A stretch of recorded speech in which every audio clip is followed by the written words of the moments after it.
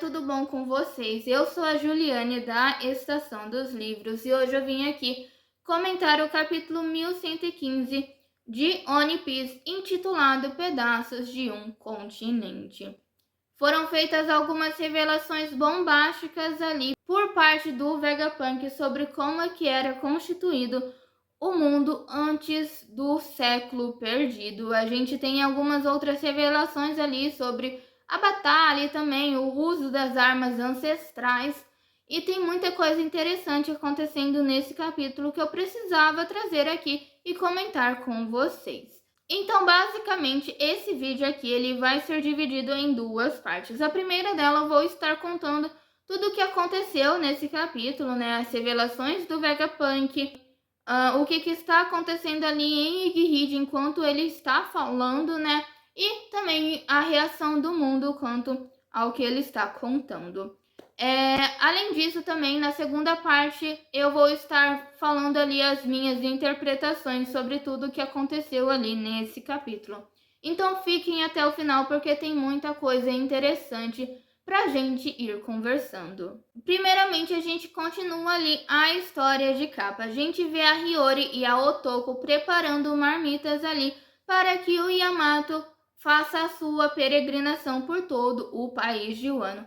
Ele está muito fofinho nessa capa, né? Ele está com um sorriso de orelha a orelha ali. Eu amo demais esse personagem.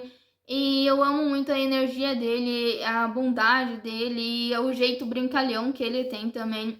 Esse personagem, ele é incrível. Esperamos por mais da história dele e por mais da peregrinação dele ali pelo país de Wano. Então, continuando ali a transmissão do Vegapunk. O cientista diz que leu apenas alguns poneglyphs, mas o que estava escrito neles era um registro de uma épica batalha colossal. Ele ainda diz que o inimigo do Joy Boy naquela época era o atual governo mundial e que Joy Boy era o antecessor do governo mundial. Ou seja, a gente já interpreta ali que o Joy Boy era o maior poder do mundo no século perdido e que ele foi deposto, né? Por que ele foi deposto a gente ainda não sabe.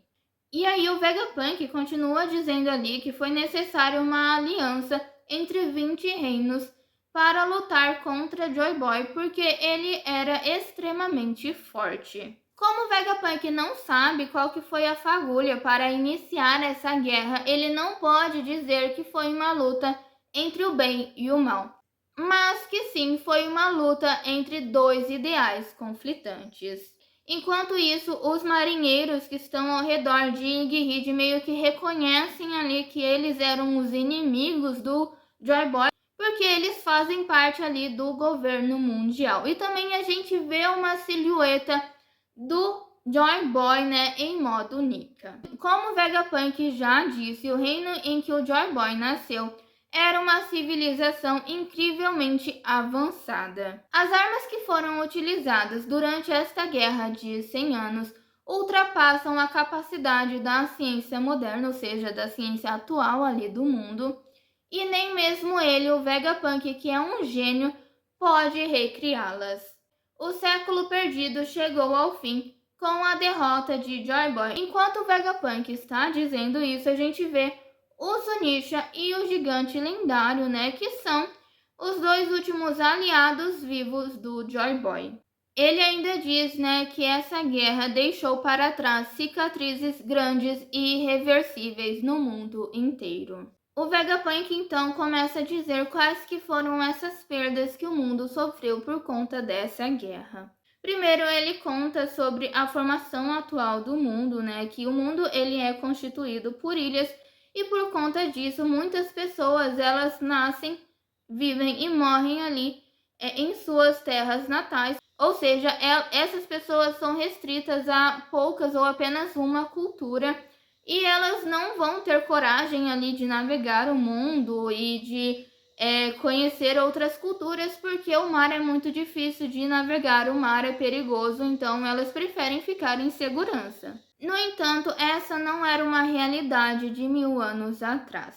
E devido ao cataclisma que aconteceu durante o século perdido, o mundo já afundou uma vez.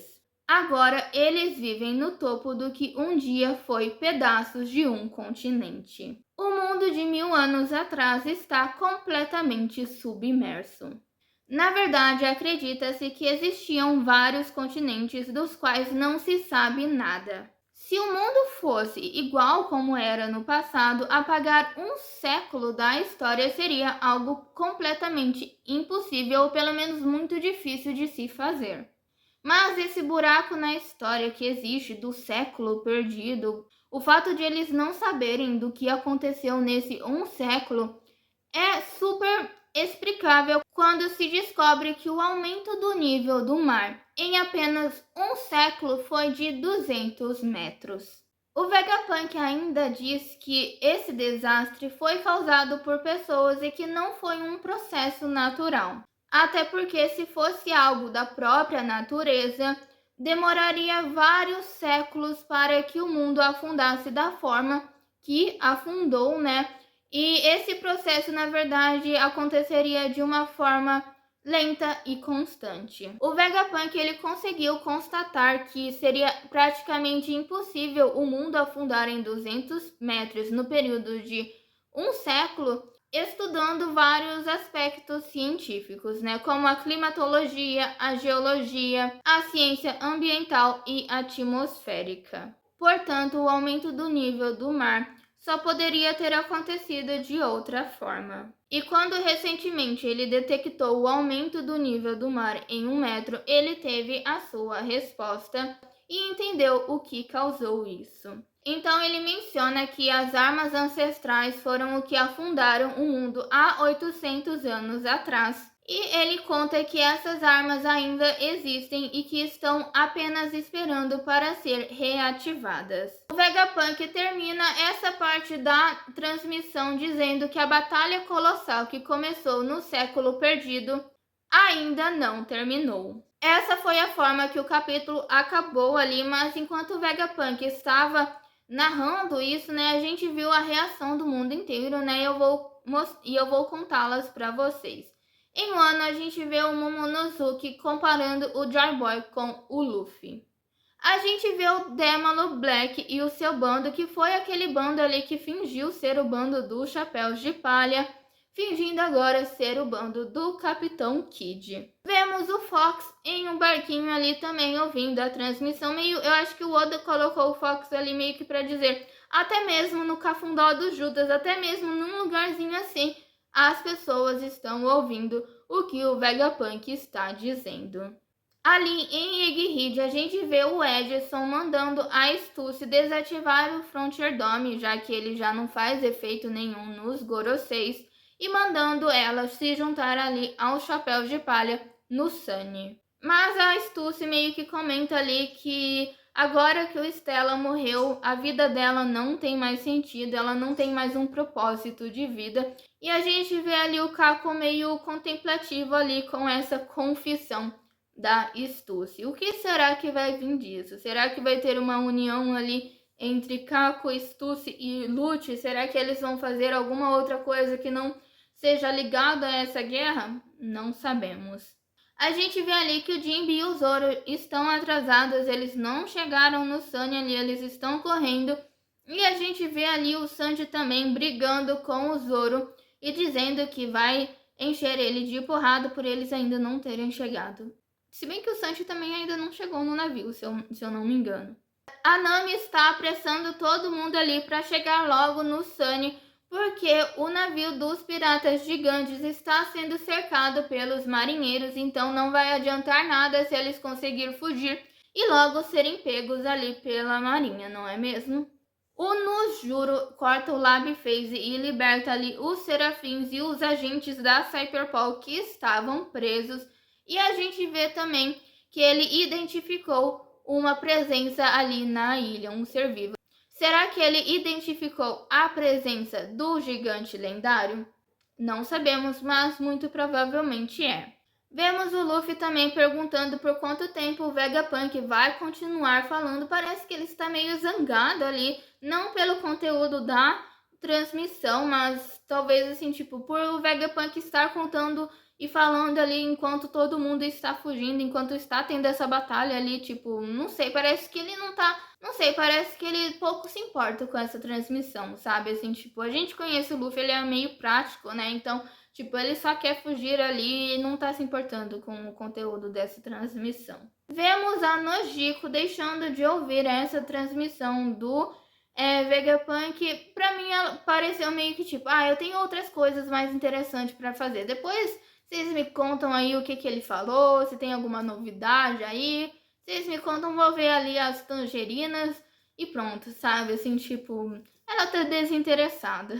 Temos marinheiros também impressionados com as revelações do Vegapunk e outras pessoas ali no mundo que não estão acreditando nas palavras dele.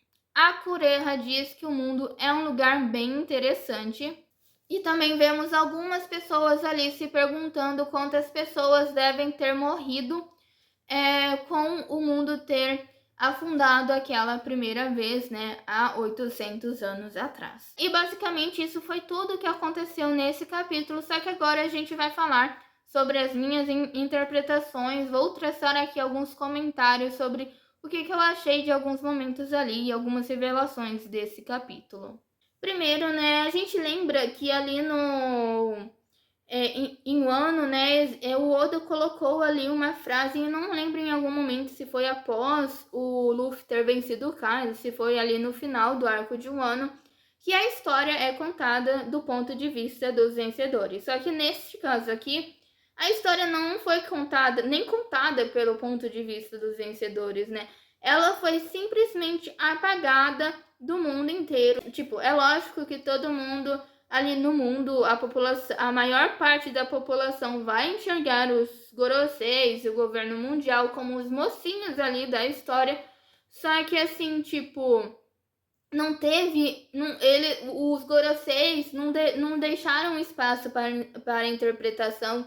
Os Goroseis não deixaram nenhum espaço para ninguém entender o que aconteceu no século perdido, né? Tipo, a história não vai ser nem contada. A gente venceu e pronto, acabou.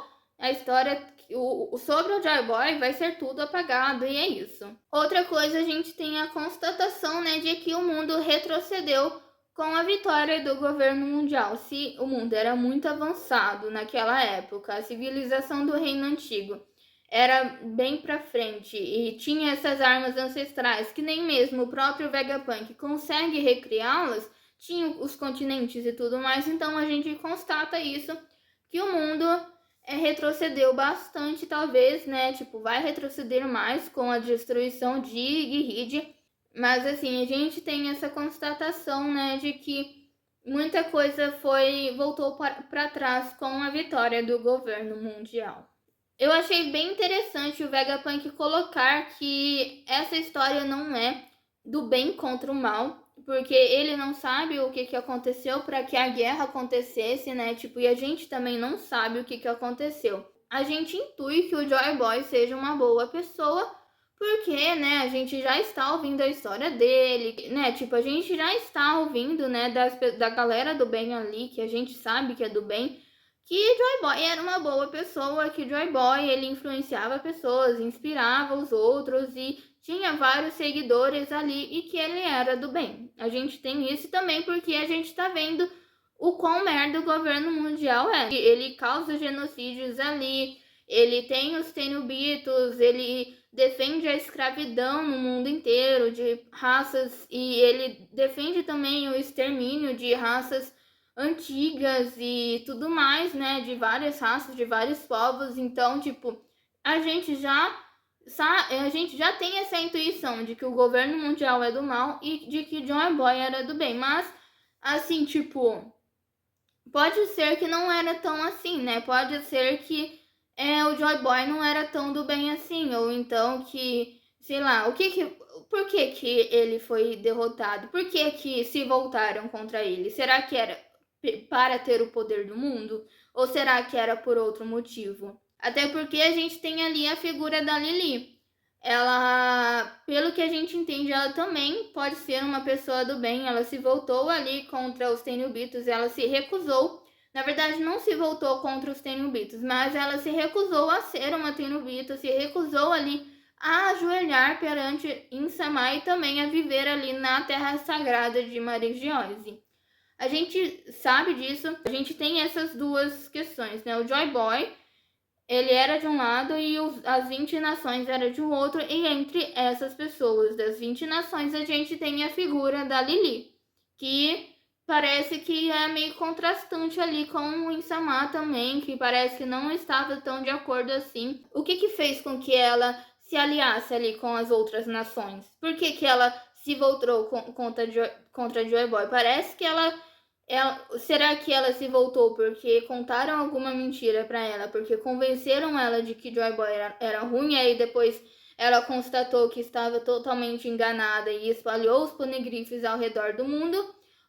Ou foi por algum outro motivo? Ou será que ela viu que o Joy Boy se tornou um tirano ali? Eles se aliaram, as 20 nações se aliaram para lutar contra o Joy Boy, e quando o Joy Boy foi derrotado, e Insama foi lá, assumiu o poder, também se tornou tirano, os outros ali se tornaram tiranos, ali o governo mundial se tornou tirano, e ela também não concordou com isso, e por isso aconteceu o que aconteceu. Muito provavelmente ela foi morta, né?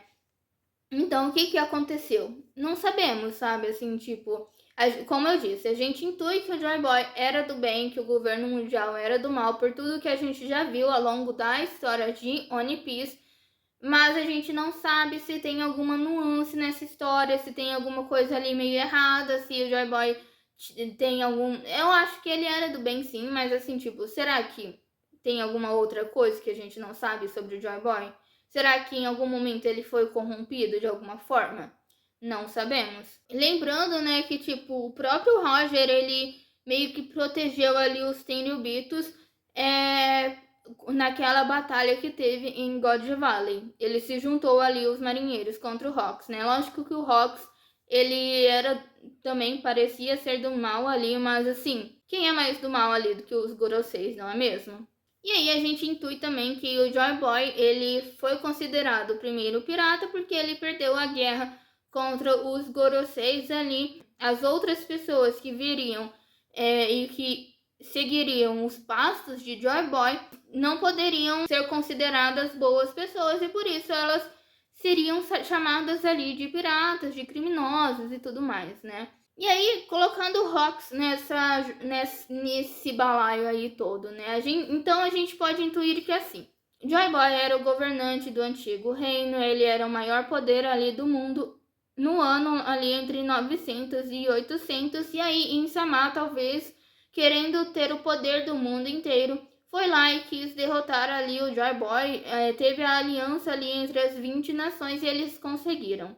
Aí o Rox agora, há pouco tempo, né, ele foi lá e também queria ser o governante do mundo inteiro, e foi lá ali atacar os Tenryubitos em God Valley. E aí temos isso, né, tipo, só que aí ele queria talvez governar por mal. Será que o Rox seria tão pior que o Insama? Será que... E agora? E aí? Será que o Rox era uma má pessoa mesmo? A gente sabe que eles são infames, que existem piratas ali no meio dele que eram do mal, o Kaido mesmo. Mas será que o Rox era tão vilãozão assim? Não sabemos. Será que o Rox, ele tinha força suficiente para bater de frente contra os Goroseis? Também não sabemos. Faz sentido o que eu estou comentando aqui com vocês? Comentem aí se faz sentido essas minhas interpretações, sabe? Assim, tipo, na verdade não são nem interpretações, são mais questionamentos, né?